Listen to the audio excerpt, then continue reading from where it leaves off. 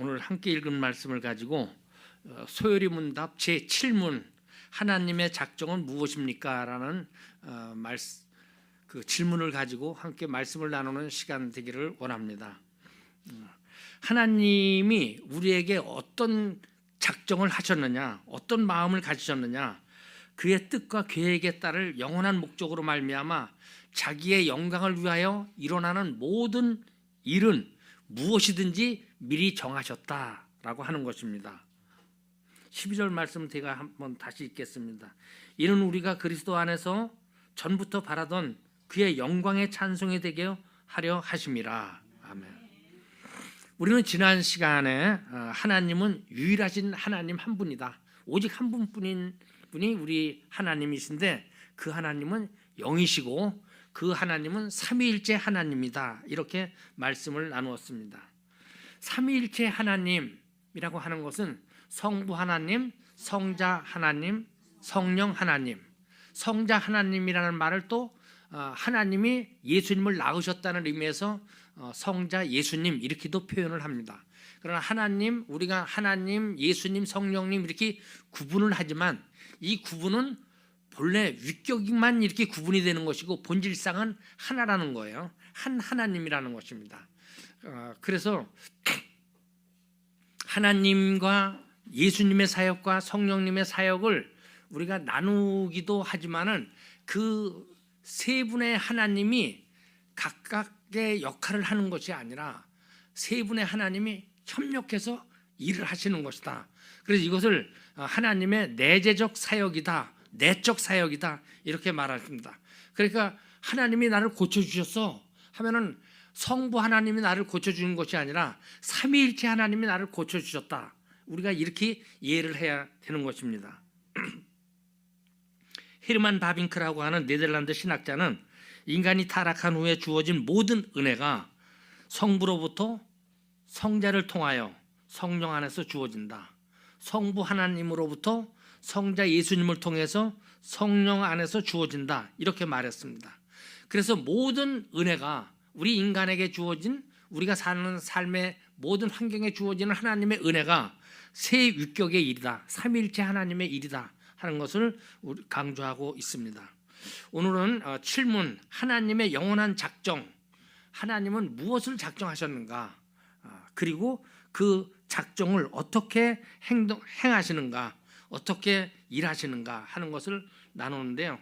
어떻게 일하시는가 하는 것은 이제 다음 시간에 알아보고 작정이란 뭔가 하는 것에 우리가 개념을 이해하는 시간을 가지려고 합니다. 우리가 건축을 하는 데 있어서 건축을 하는데 제일 이제 건축을 하려고 하는 건축 주인이 있지만은 건축주가 나나 여러분들이라면은 맨 처음에 건축을 하려면 어디로 가는지 아십니까? 설계자를 찾아갑니다. 설계사무소를 찾아가요. 설계사무소에 가가지고 설계사가 이제 설계를 하죠. 이제 파트별로 설계를 나눠줬다. 그것을 합쳐가지고 설계가 이제 통합되는 경우도 있고 설계자 한 사람이 다 하는 경우도 있죠. 보통 뭐 가정집 같은 거는 설계자 한 사람이 다 하기도 하지만은 그런데 이 설계자만 있으면 되는 것이 아니라 건축자도 있어야 됩니다. 교회를 건축하면서 보면은 목사님들이 이제 교회를 건축하는데 건축하기 전에 나는 이렇게 집을 교회를 건축하겠다라고 마음을 먹습니다. 그런데 설계사무소에 가서 내가 이런 식으로다가 교회를 지으려고 하는데 그런데 설계사가 그것은 목사님 그 공법에 맞지를 않습니다. 그렇게 하면은 불안전합니다. 그렇게 하게 되면 위험이 있습니다. 하면은 그것을 건축주가 마음을 바꿔야 돼요. 굳이 자기가 마음먹은 대로 설계를 하라고 하면은 설계사는 못한다고 하는 것이죠. 제일 많이 걸리는 게 뭐냐면은 현실에서 중 2층을 만드는 거예요. 1층을 만들고 중 2층을 만들어서 약간의 편법이죠. 편법을 통해서 2층을 만들어 가지고 이제 회중이 많이 앉을 수 있는 자리를 늘리는 것 때문에 마찰들이 많은데 그런 거죠. 그런데 이제 건축을 하다 보면은 건축주는 건축을 하는 사람은 뭐라 그러냐면 건축주에게 찾아와 가지고 목사님 이건 이렇게 하는 게 좋습니다. 저건 저렇게 하는 게 좋습니다. 서울에서 저 기름동에서 목회할 때 그 밑에 목사님 한 분이 교회를 짓는데 이 양반도 순진한 양반이시라 건축하는 분이 말하는 대로다가 그대로 건축을 했어요. 모든 게 목사님 이제는 다 전기로다가 하는 게 편합니다. 옛날처럼 구식으로 생각하지 마세요. 그래가지고 모든 걸 전기로다가 하도록 했더니 한 달에 전기 요금만 800만 원씩 나오는 거예요. 그래가지고 뭐 교회 짓느라고 빚도 좀 있는데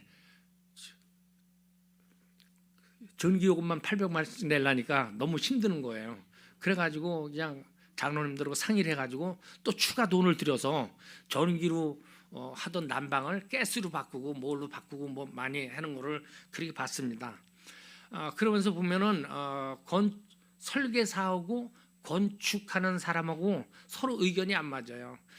건축하는 사람은 설계사 보고 책상머리에 앉아가지고 현장은 모르고 그냥 설계를 했다고 뭐라고 하고, 또 설계자는 건축에 어떤 철학이라든가 예술이 들어가야 되는데 그런 걸 전혀 모르고 그냥 자기 편한 대로만 집을 지으려고 한다.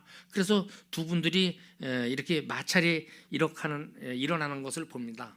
어쨌든 설계사가 한번 설계를 해놓고 나면은 그 설계를 바꾸려고 하면은 건축주가 바꾸든 또는 건축가가 바꾸든 반드시 행정관청의 승인을 얻어야 돼요.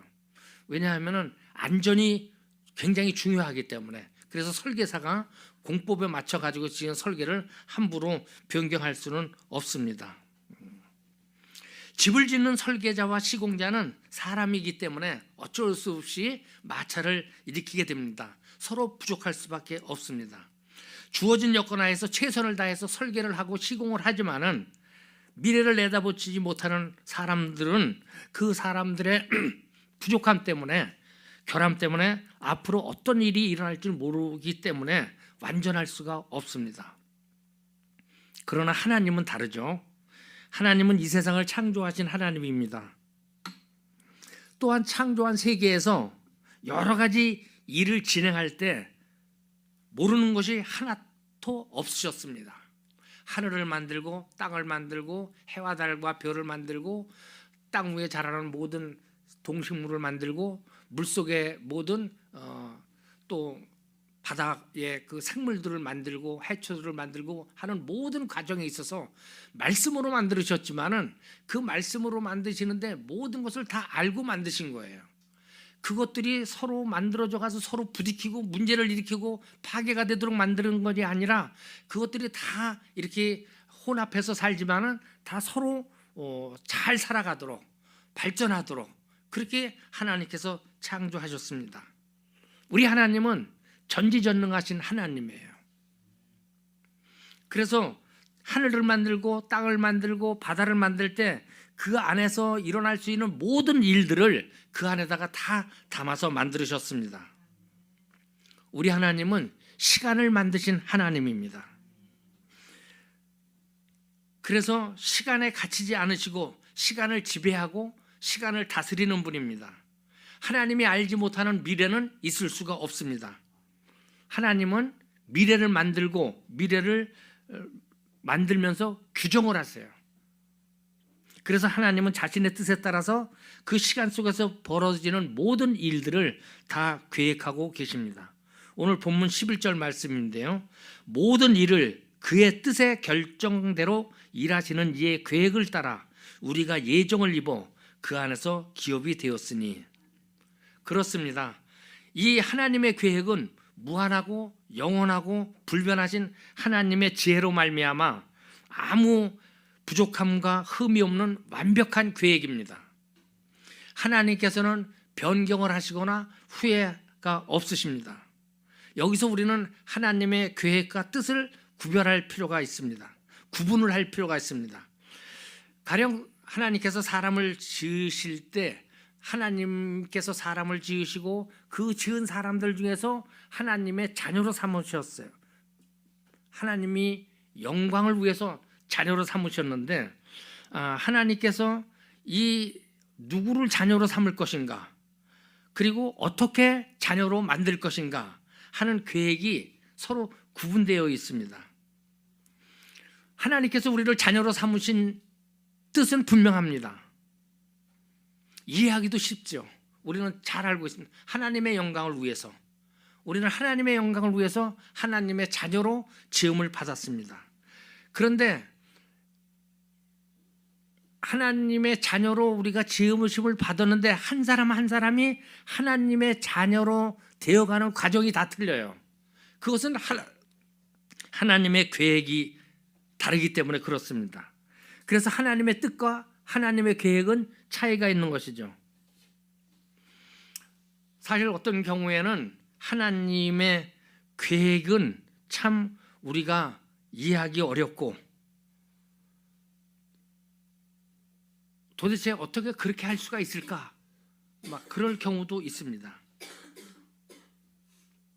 어떤 사람은 태어날 때부터 하나님을 알게 되고 있는 사람도 있고, 어떤 사람은 예수님의 십자가에 달려 돌아가실 때 그 옆에서 같이 죽을 때 예수님을 만나고 구원받는 그런 사람들도 있어요. 그렇기 때문에 모든 사람이 하나님의 자녀가 되는 그 과정, 한 사람 한 사람에 대한 계획은 다 틀린다는 것입니다. 자녀를 훌륭하게 키우겠다고 하는 뜻을 가지고 있는 부모들은 어떤 때는 자녀를 꾸짖기도 합니다. 어떤 때는 자녀들을 자기의 품에서 떠나보내기도 합니다. 부모의 계획 속에서 자녀가 이해하고 받아들이기 힘든 다양한 상황들이 그 자녀 앞에 펼쳐지게 되는 것입니다. 제가 삼사관학교를 나왔어요. 삼사관학교를 들어갔는데 뭣도 모르고 들어갔는데 처음 4주 동안 얼마나 괴롭혔는지 몰라요. 이건 삼사관학교의 문제가 아니라 모든 사관학교가 다 그렇습니다. 그래서 요즘 그전에는 애니멀 트레이닝이라고 했는데 가입교기관이라고 하죠. 그래가지고 인격적인 대우를 받지 못해요. 인간으로서 대우를 받지 못하고 아주 모진 고생을 합니다. 그래서 그 가입교기관 동안의 고통 때문에 많은 사람들이 탈락을 하고 퇴교를 합니다. 퇴교를 당하기도 하고 자진퇴교를 하기도, 자퇴를 하기도 하죠. 그런데 그것만 끝나면 고생이 끝난 줄 알았어요. 그랬더니 한 일주일 지나고 나니까요, 밤에 비상을 거는 거예요. 그래가지고 별의별 게 다 있습니다. 밤에 잠자다가 일어나가지고 별의별 걸 다 하는데, 여름에는 화장실 뒤에 풀밭에 팬티만 입고 가가지고 모기한테 물리는 그런 시간도 있어요. 그러면서 또 훈육가는 후레쉬 들고 다니면서 모기를 한 마리씩 잡아줘요. 얼마나 약올르죠. 그리고 겨울에는요 또 팬티만 입고 집합시켜가지고 소방호수로다가 옥상에서 막 물을 뿌립니다. 그리고 어떤 때는 오른손에는 가죽 장갑을 끼고 왼쪽에는 작업용 장갑을 끼고 오른발에는 운동화를 신고 왼발에는 군화를 신고 이렇게 나오려는 경우도 있어요. 그래가지고 잠자다가 일어났는데 무슨 소리를 했는지 몰라요. 그래도 그냥 집중해서 듣고 나가다가 난 뭐 잘못했구나 다시 들어왔다가 해가고 그래가지고 하는데 한 1년 동안을 발 뻗고 계속해서 잔 적이 없어요. 저희 훈육관이 고향 근처 사람이라 다들 외박 나갈 때 같이 만나가지고 훈육관님 도대체 왜 이렇게 밤마다 괴롭힙니까? 라고 물었더니 그러면서 물었어요. 훈육관님 별명이 뭔지 아세요? 뭐냐? 미친 개입니다. 그랬더니 그러냐? 하하하 내고 웃으니 야 그것도 훈련이야. 전쟁터에 나가면은 언제 일어나야 될지 모른다. 잠자다가 언제 일어날지 모르는데 언제든지 일어나가지고 빨리 상황 판단을 해가지고 빨리 부하들을 지휘해야 되기 때문에 온갖 일을 밤에 잠결에 온갖 일을 다 시킨다는 거예요. 그래서 그런 뜻이 있었습니까 하고 이해를 했던 적이 있습니다. 마찬가지로 우리를 향하신 하나님의 계획도 때로는 이해하기 어렵고 감당하기 힘들 때가 있습니다.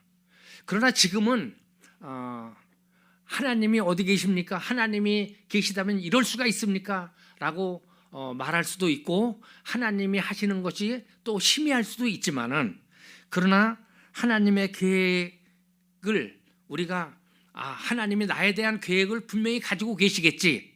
하나님은 분명히 나를 사랑하실 거야 라고 하나님을 믿고 하나님의 말씀에 순종하게 되면은 하나님과 얼굴을 맞대고 보는 것처럼 온전히 하나님의 계획을 알 때가 있게 되는 것입니다. 이 세상에서 일어나는 모든 일에는 사람이 헤아리기 힘든 하나님의 뜻이 담겨져 있습니다. 우주와 자연의 신비가 그렇고 인체의 오묘한 작동이 그렇고 인류 역사와 인간의 대소사가 그렇습니다. 그렇기 때문에 우리는 함부로 하나님을 단정하며 비난하거나 항거하면 안 됩니다. 하나님의 뜻에 항거하게 되면 어떻게 되겠습니까? 그냥 제 손자 말대로다가는 그냥 박살 나는 겁니다. 하나님의 뜻에 불순종하면 박살 나는 것 외에는 없다는 거예요. 하나님의 우리를 향하신 작정에는 이유나 조건이 없습니다. 하나님으로 하여금 그렇게 작정하도록 영향을 미칠 수 있는 피조물은 아무도 없습니다. 왜 그렇습니까? 하나님보다 더 크고 위대한 존재도 없고 지혜자도 없습니다. 하나님의 뜻만이 작정의 유일한 동기입니다. 하나님은 전지하시기 때문에 앞으로 일어날 모든 일들을 아시지만 미리 아시는 그것 때문에 작정하지도 않으십니다. 하나님은 미래에 일어나는 모든 일을 작정하는 원인자입니다. 그리고 하나님의 뜻을 떠나서 미래에 일어나는 일들은 아무것도 없습니다. 그렇기 때문에 하나님이 모든 것을 다 하시는 거예요. 하나님의 작정은 하나님의 영원하신 속성에서 이루어집니다. 우리는 영원이라고 하는 말을 사용할 때도 시간 속에서의 영원을 생각합니다. 그러나 우리 하나님은 시간 속에서의 영원하신 분이 아니라 시간을 만드신 영원하신 하나님이에요. 하나님의 속성을 우리가 공부할 때도 나눴지만 하나님은 무한하시고 영원하시고 불변하시다. 존재도 그렇고 지혜도 그렇고 권능도 그렇고 자비도 그렇고 공의도 그렇고 모든 것이 무한하고 영원하고 불변하시는 그런 하나님이에요. 태초에 천지를 창조하신 분이 하나님이에요. 태초가 뭐예요? 시간이 시작된 거잖아요. 그 시간을 만드신 분이 누구라고요? 하나님이라는 거예요. 그렇습니다. 우리 하나님의 작정은 하나님의 영원성을 이해할 때 우리가 조금 이해할 수가 있습니다. 하나님의 영원성에 대한 이해가 없다면 우리는 하나님의 작정에 대해서 어떻게 얘기하냐? 운명이야. 우연히 그렇게 된 거지. 그게 무슨 하나님의 작정이냐? 이렇게 말하는 경우도 있습니다. 우리가 우연이라든가 숙명이라든가 이런 걸 따지게 되면은 하나님이 죄를 만드신, 죄를 조성하는 그런 분이라고도 생각할 수가 있습니다. 그러나 우리 하나님은 죄를 조성하시는 분이 아닙니다. 하나님은 자신의 영광을 위해서 모든 것을 영혼의 관점에서 바라보고 미리 정하십니다. 성경은 이렇게 말합니다. 디모데후서 1장 9절 말씀을 한번 읽어주시겠습니까? 디모데후서 1장 9절.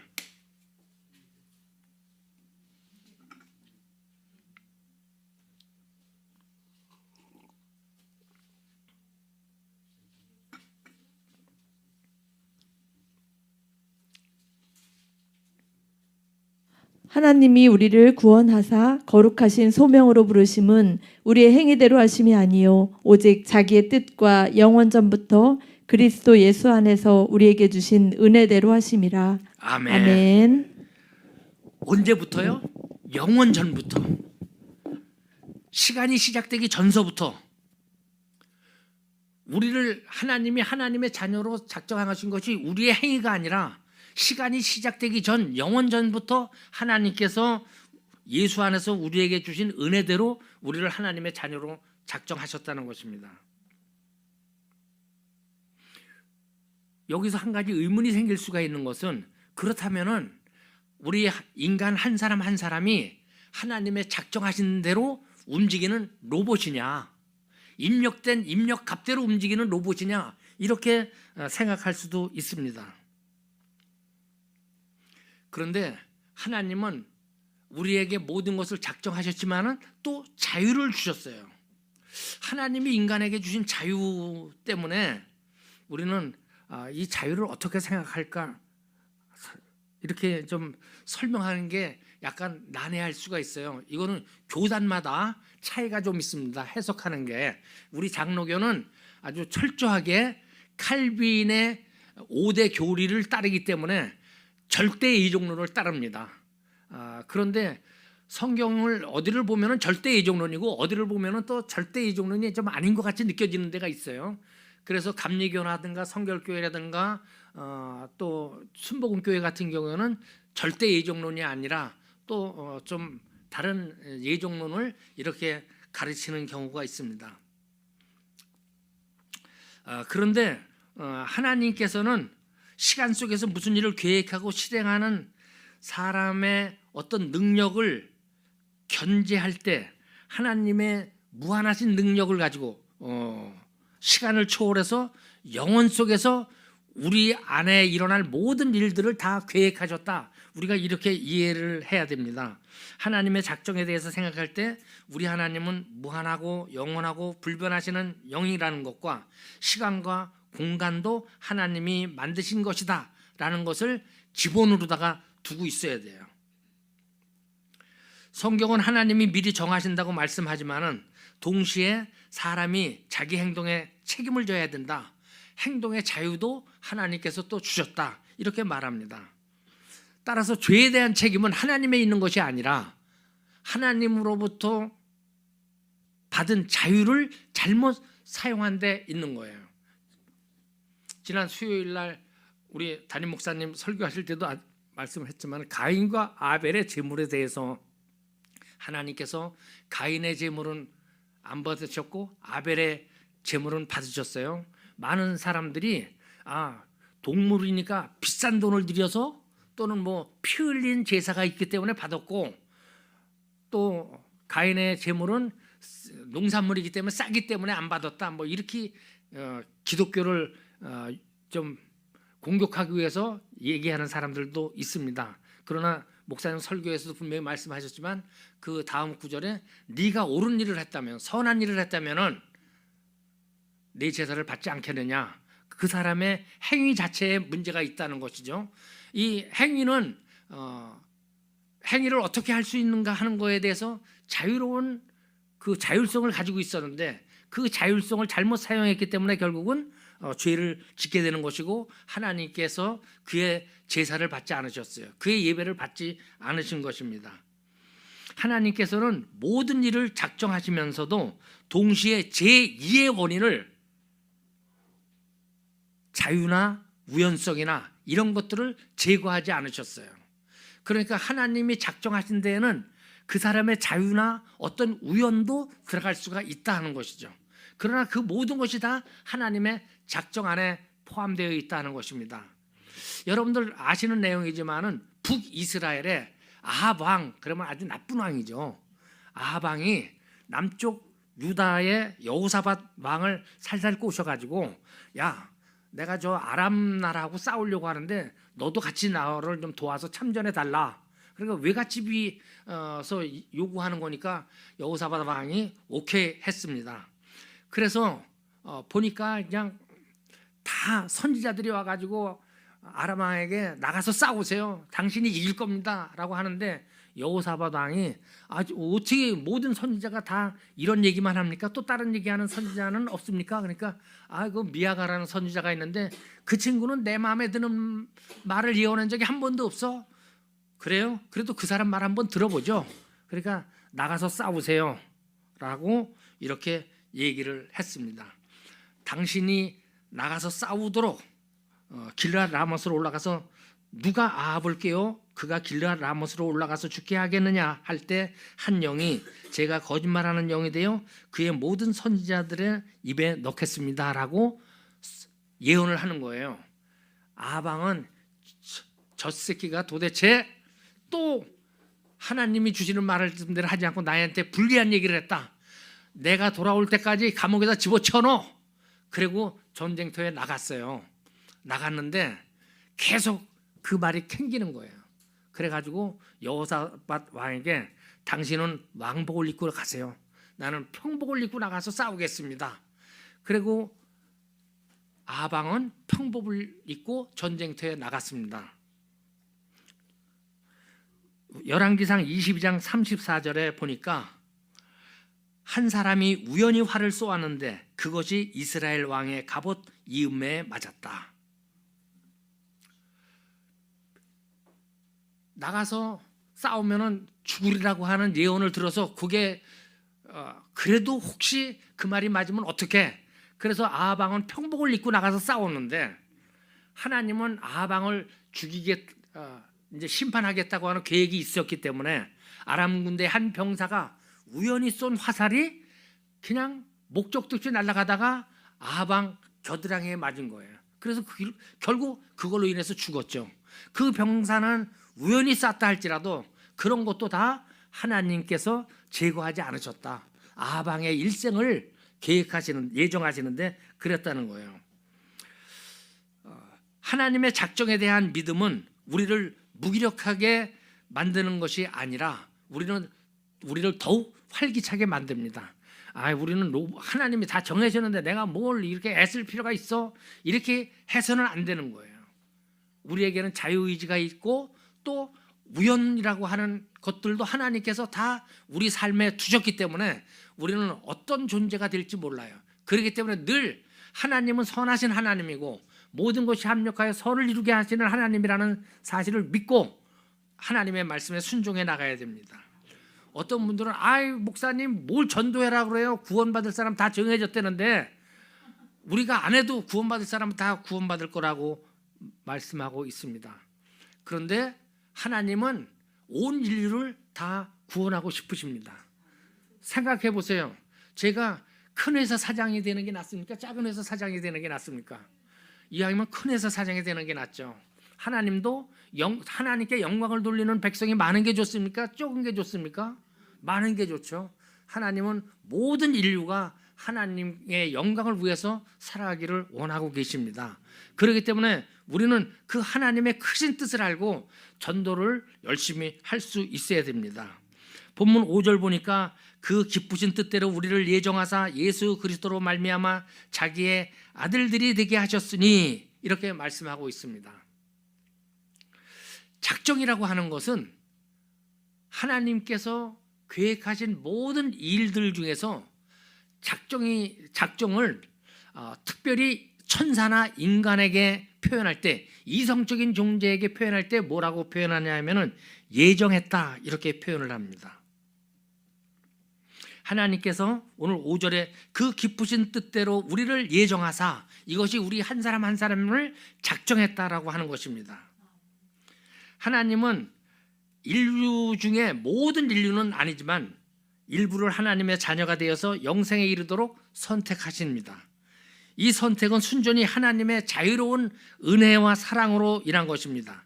절대로 택함을 받은 사람의 어떤 행위나 그들의 신앙이나 그들의 선행이나 그들이 어떤 인내함 이런 것 때문에 그를 자녀로 삼은 것이 아니에요. 오직 하나님의 자유로운 은혜와 사랑으로 선택하신 것입니다. 며칠 전에 초등학교 동창 하나가 전화가 왔어요. 자기가 이제 천주교 신자였었는데 기독교로 가기로 했대요. 그랬다고, 김 목사, 내가 이제 교회 나간 지 한 달 됐어. 그래, 잘했어. 그런데 이 친구는 여전히 천주교나 기독교나 똑같다. 천주교가 큰 집이고 기독교가 작은 집이다. 라는 생각을 가지고 있는 거예요. 그래서 웃기는 소리 하지 마라. 그랬더니, 야, 그래도 예수는 똑같잖아. 그래, 예수는 똑같아. 예수가 똑같다고 똑같은 게 아니에요. 예수는 똑같지만은 그 다음이 틀리는 거예요. 우리는 어느 한 부분이 똑같다고 해서 그 뒤도 똑같다고 생각하면 안 됩니다. 이 단은요, 끝이 틀린다는 뜻이에요. 앞부 시작은 다 똑같지만은 이 단은 끝이 틀리는 거다. 천주교에서 왜 얘기가 나왔냐면, 천주교는 굉장히 선행을 강조하잖아요. 헌금을 많이 하면은 헌금 로마 성당 지을 때 그 헌금 얻으러 다닐 때 헌금함에다가 동전을 떨어뜨릴 때 그 동전이 딱 헌금함 바닥에 떨어지기 전에 너희 부모가 천국으로 간다고 가르쳤어요. 자기 죽은 부모를 위해서 연보를 하면은 그 연보돈이 헌금함 바닥에 떨어지기 전에 네 부모가 천국으로 옮겨진다.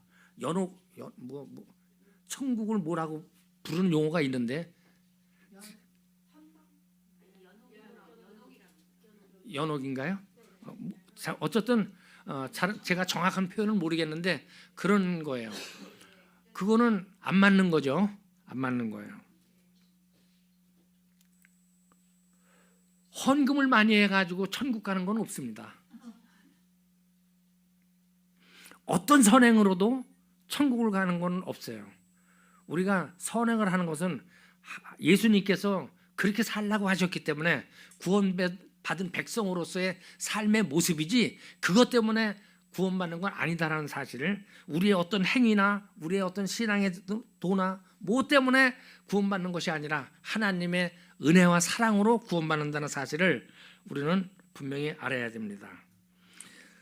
오늘 4절 5절이에요. 곧 창세전에 그리스도 안에서 우리를 택하사 세상이 생기기 전에 태초에 우리를 택하셨다는 거예요. 우리로 사랑 안에서 그 앞에 거룩하고 흠이 없게 하시려고 그 기쁘신 뜻대로 우리를 예정하사 예수 그리스도로 말미암아 자기의 아들들이 되게 하셨으니 오늘 본문 4절에서 5절이잖아요. 아까도 읽었습니다마는 디모데후서 1장 9절에 하나님이 우리를 구원하사 거룩하신 소명으로 부르심은 우리의 행위대로 하심이 아니요 오직 자기의 뜻과 영원 전부터 그리스도 예수 안에서 우리에게 주신 은혜대로 하심이라. 그렇습니다. 하나님께서 우리 한 사람 한 사람을 하나님의 자녀로 삼으시겠다고 예정하신 것은 사람의 지성이 아니라 하나님의 말씀의 중심을 두고 믿음으로 받아들여야 돼요. 그래서 이 믿음이라고 하는 것이 중심이 돼야 돼요. 믿음으로 모든 것을 반응해야 됩니다. 사람의 구원이 어떤 조건이 있는 것이 아니라 오직 하나님의 순전한 은혜와 사랑으로 우리를 구원하신다고 하는 사실을 분명히 깨달아야 됩니다. 그래서 나의 현재 상태, 나의 자격을 뛰어넘어서 구원에 대한 분명한 확신을 가지고 있어야 돼요. 어떤 친구들은 제가 목사가 됐다는 거에 대해서 비웃는 친구도 있을지 모르겠어요. 그러나 저는 제 자신이 봐도 비웃음을 받아도 당연하다고 생각을 해요. 왜냐하면 저는 목사가 될 자질이 없어요. 그리고 또 목회자가 될 만한 그런 뭣도 없어요. 말도 잘 못하고요. 저만 말 못하는 게 아니라 우리 형제들은 다 말주변이 없어요. 우리 누님만 빼고는. 우리 누님은 뭐 성경도 거의 반쯤은 외우고 계시지만은 뭐 가족들이 모여가지고 대표기도 하면은 그냥 막 청산유수로다가 절절절절절 나옵니다. 그런데 나머지 형제들은 2분 이상 기도하는 형제가 없어요. 그렇게 말주변이 없어요. 그런데도 저를 목회자로 세우시고 그래서 나 같은 사람이 어떻게 목회자가 될 것인가 라고 하는데 만약에 제가 말을 잘한다고 하면 제가 하나님을 지금보다 덜 의지하게 되겠죠. 지금은 제가 말을 못하는데 목회자가 됐기 때문에 얼마나 하나님의 은혜를 구해야 되는지 몰라요. 하나님 저를 좀 도와주세요. 하나님 저를 붙들어 주세요. 하나님 저에게 지혜를 주세요. 그런데요, 저뿐만 아니라 모든 사람이 다 약해요. 그래서 있으면 교만해집니다. 없어야지 겸손해진다니까요. 못해야 겸손해지는 거예요. 우리는 하나님 앞에서 어떤 자격 때문에 구원받은 것이 아니다라는 나의 상태가 참 뭐 구원받을 만한 어떤 뭐가 있지 않다는 것을 우리가 분명히 알고 확신할 때 우리는 마음껏 하나님을 찬양할 수 있는 것입니다. 찬송하는 시간에 기쁨으로 찬송할 수 있는 것은 구원의 하나님의 은혜를 생각할 때 우리가 기쁨으로 찬송할 수가 있는 것입니다. 하나님은 하나님께서 당신의 자녀들을 사람들 중에서 선택을 하실 때, 정하실 때 그들이 어떻게 구원에 이를 것인가 하는 수단도 다 정해 놓으셨어요. 누가 전도하는 것을 통해서 구원받을 것인가? 아니면은 뭐 방송을 통해서 기독교 방송을 통해서 구원받도록 할 것인가? 뭐 이런저런 모든 것들을 다 미리 정하셨어요. 여기 수단에는 아담의 타락과 그리스도에 의한 구속, 그리스도의 영에 의한 부르심, 양자됨, 칭의, 믿음, 성화, 견인들이 다 포함되어 있습니다. 오늘 하나님의 작정에 대해서 말씀을 나눴어요. 작정은 우리의 성품이나 자격이 있는 것이 아니라 온전한 하나님의 자유로운 그 사랑 가운데서 우리가 하나님의 자녀가 되는 예정을 입었다는 것을 말씀을 드렸고, 이 예정을 우리 한 사람 한 사람에게 어떻게 실행해 나갈 것인가 하는 것은 다음 시간에 나누도록 하겠습니다.